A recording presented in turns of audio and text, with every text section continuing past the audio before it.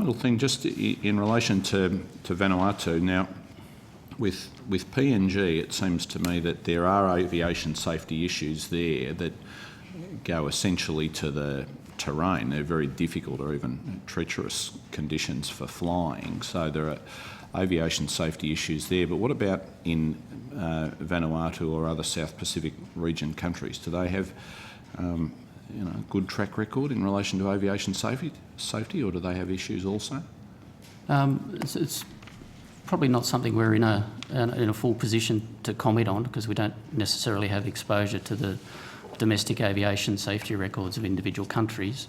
But I think it's fair to say that the question of aviation safety in the Pacific is considered very carefully by the Pacific states, and there's an organisation called the Pacific Aviation Safety Organisation, which has been established to promote and undertake safety activities on behalf of some members who may not have the same level of capacity as others to undertake those safety inspections.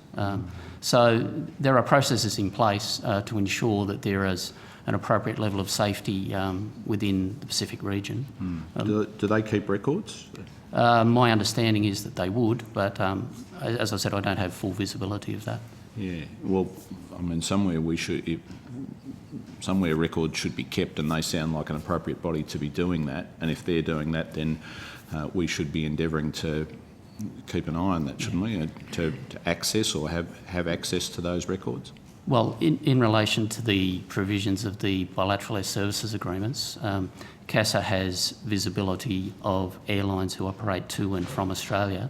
But, for example, if it was an airline operating solely within a Pacific state, then CASA wouldn't necessarily have visibility of that, and neither would we.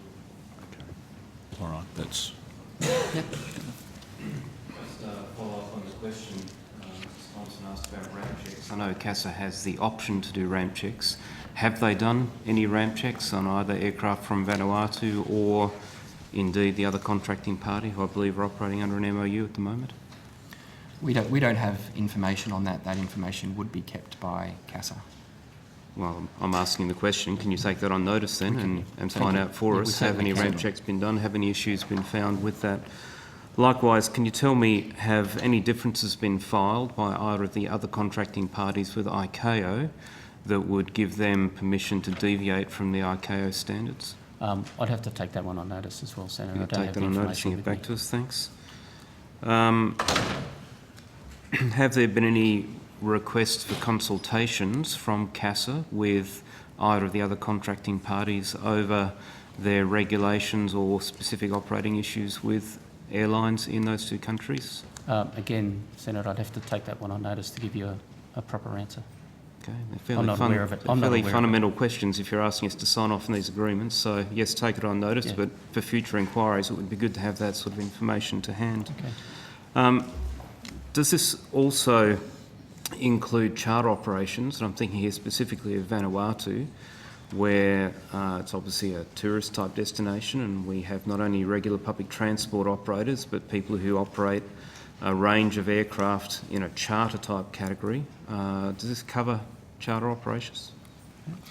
Charter operations are dealt with separately from scheduled services, which are conducted within the auspices of these air services agreements. We have a specific charter regulatory framework that would cover airlines from Vanuatu, Serbia and other countries as well. So they would be treated separately from any air services under these agreements. Mm-hmm. And do we have a charter agreement with Vanuatu? It's not a charter agreement, it's a charter policy, for want of a better word, as to how the Australian government deals with requests for charter services from foreign airlines and Australian airlines as well. Mm-hmm. Given the inquiry that we had only 12 months ago into the Norfolk Island incident, where a charter operator ended up putting an aircraft into the sea because of inadequate fuel policy about flying to island nations in the Pacific, following on from that, we had an incident with both Virgin and Qantas where inadequate weather forecasting to a remote Australian inland town led to 737s almost running out of fuel. Specifically, what checks have been made about the fuel policy of airlines operating to Pacific Island states to check that they are adequate in the light of those two incidents? The charter guidelines, or the charter policy that I referred to, is essentially an economic regulatory framework for the operation of charter services. Any charter services that are operated under that framework are still required to comply with any safety requirements that CASA would require of any foreign or domestic airline operating those particular services. This question also applies to the air services agreement though, and it comes to the point of safety in that there's been a real focus here in Australia because of those two incidents, but clearly aircraft coming to and from a Pacific Island state that aren't from Australia are exposed to the same range of safety concerns, whether they're regular scheduled services or not. And my question is, what checks have been done to make sure that the lessons we hopefully have learned from the Norfolk Island incident have been taken up by airlines operating from Vanuatu? And for any services, whether they're operated under the charter framework or under the framework of this air services agreement, still go through the CASA process of safety approvals. So any questions in relation to those safety approvals, CASA would be better placed to answer, and we're happy to take those on notice for you. If you could take that on notice, that would be great. Thanks, Chair. Through you, Mr Chairman. Gentlemen, the treaty, is it only for Australia inspecting planes in Australia, or can we send CASA to the other countries for inspections? The safety provisions in the treaties provide the opportunity for the local regulators to inspect the aircraft in the local jurisdiction. Only in the local jurisdiction. Okay. If there's a dispute, therefore, it would be carried out under the laws of the country we're dealing with. So both of the agreements include a dispute resolution procedure, which can be activated by either side and sets out how that dispute is resolved. It's essentially